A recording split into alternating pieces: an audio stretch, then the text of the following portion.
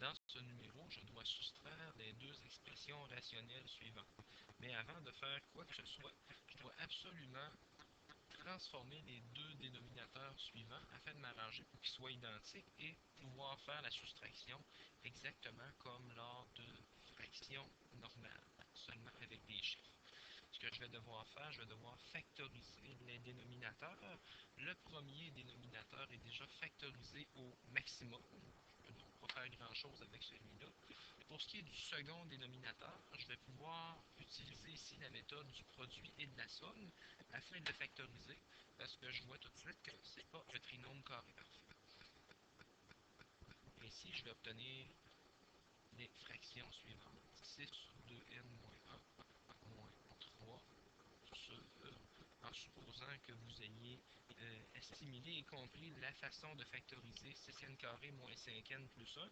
Ici, je vais obtenir comme factorisation 2n moins 1 multiplié par 3n moins 1. C'est la factorisation obtenue. Maintenant, ce que je vais pouvoir faire, c'est de mettre tout ça au même dénominateur. Le dénominateur commun deviendra donc 2n moins 1 multiplié par 3n moins 1. Je dois absolument avoir 2n moins 1 partout et 3n moins 1 partout. Je l'ai ici. Je dois l'avoir également ici, dans cette fraction rationnelle. Je vais devoir faire quelques transformations maintenant.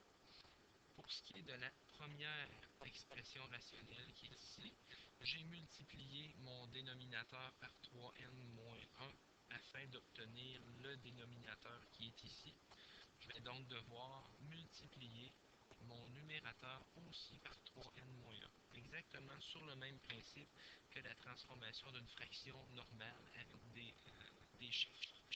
Ce qui fait que je vais obtenir au numérateur 6 fois 3n moins 1. 6 fois 3n.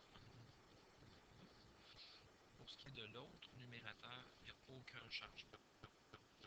Maintenant, je vais pouvoir faire quelques transformations.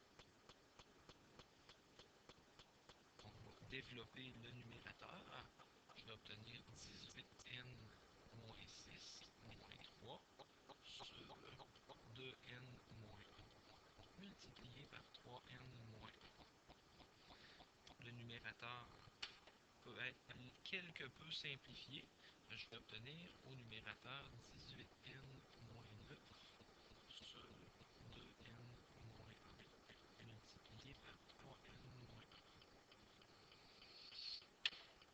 Maintenant, ce que je vais faire pour ce qui est du numérateur, je vais faire une mise en évidence. Ici, je vais mettre 9 en évidence. Je vais obtenir 2n moins 1 de cette façon-ci sur 2n moins 1 multiplié par 3n moins 1. Maintenant, avant d'aller plus loin, je vais devoir poser mes restrictions et ensuite pouvoir faire la simplification. Je vérifie quelle valeur de n est-ce que j'aurai au dénominateur qui ferait en sorte que ce dénominateur aurait une valeur de 0. Je me rends compte qu'ici, pour le 2n-1, j'aurai une valeur de 1 demi. 2 fois 1 demi fait 1. 1 moins 1, 0. Pour ce qui est de la seconde parenthèse, 3n-1, ici j'aurai une valeur de 1 tiers. Si j'ai une valeur de 1 tiers, 3 fois 1 tiers me donne 1, 1 moins 1, 0.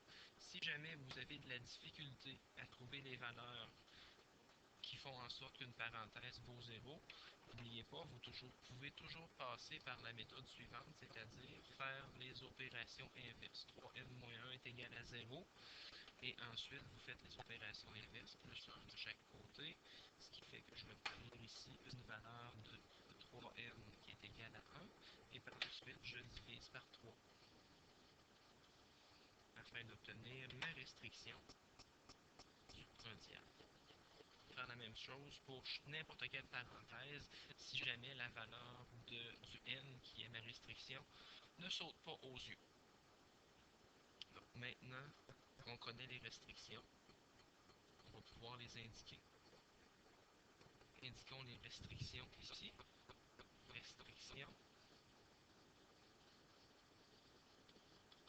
On a n qui ne doit pas être égal à 1 demi, sinon mon dénominateur aura une valeur de 0, et n qui ne doit pas être égal à 1 tiers, sinon c'est la même chose, mon dénominateur aura une valeur de 0.